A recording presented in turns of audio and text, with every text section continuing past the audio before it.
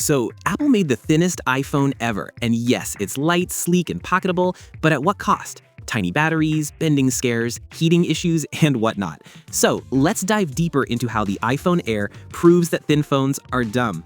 Now, no one can deny that the iPhone Air looks beautiful, weighing just 165 grams, lighter than even the base iPhone 17, titanium frame, ceramic shield front and back, fancy finishes, it screams premium. But the ultra-thin chassis isn't magic. It comes with its own compromises. Fragility is one of them.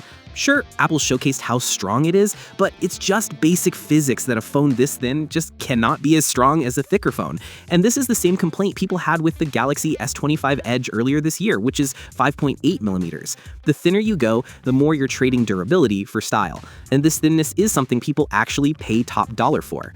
Now, let's talk power, or in this case, the lack of it.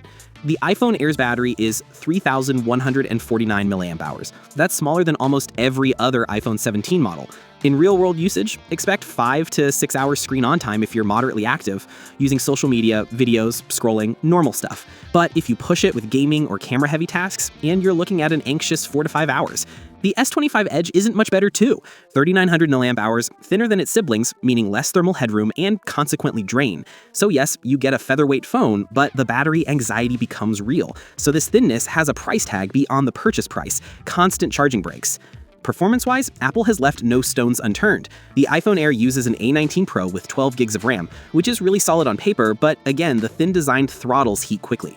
Gaming, video editing, or even long social media sessions can push the chip to its thermal limits. Samsung's S25 Edge suffers likewise. Snapdragon 8 Elite, vapor chamber cooling, still throttles under load. You can feel the heat in your hand. Thinness here may become an active block in achieving the full capabilities of the chip. The iPhone Air also has a 6.5-inch Super Retina OLED with HDR, ProMotion peak brightness of 3000 nits. Wonderful, right? Perhaps not.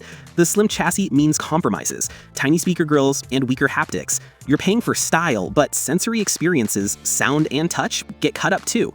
The iPhone Air has a 48-megapixel Fusion camera and a front-facing 18-megapixel camera. But there's no ultra-wide, no telephoto, no macro, nothing. This phone has a single camera. This is 2025 we're talking about. Plus, heat throttling during extended shooting can affect stabilization and low-light shots. Essentially, Apple squeezed all components into the camera plateau to keep the phone thin. The S25 Edge with a 200-megapixel main and a 12-megapixel ultrawide also suffers with the same camera problems. There's no telephoto lens in a phone that costs literally more than the base S25 and S25 Plus, both of which have the said camera. It's truly mind-boggling that these companies will price thin phones among the higher-end flagships and still omit important cameras from it, as if the thinness is so premium that a little bit of cost-cutting is definitely due. So the iPhone Air and the S25 Edge proves a point. Chasing thinness might look futuristic, but it comes with trade-offs that make it less than ideal for most users. Durability, battery, thermals, performance, all compromised for style. In fact, I feel that instead of thinner phones, people could do with small and compact ones. So would you like a video on that? Let me know in the comments. If you want to see more tech breakdowns like this, hit like and subscribe to Kernel. Also, check out my video on Samsung's One UI features everyone copied, or this one where I explain the glaring problems with nothing phones.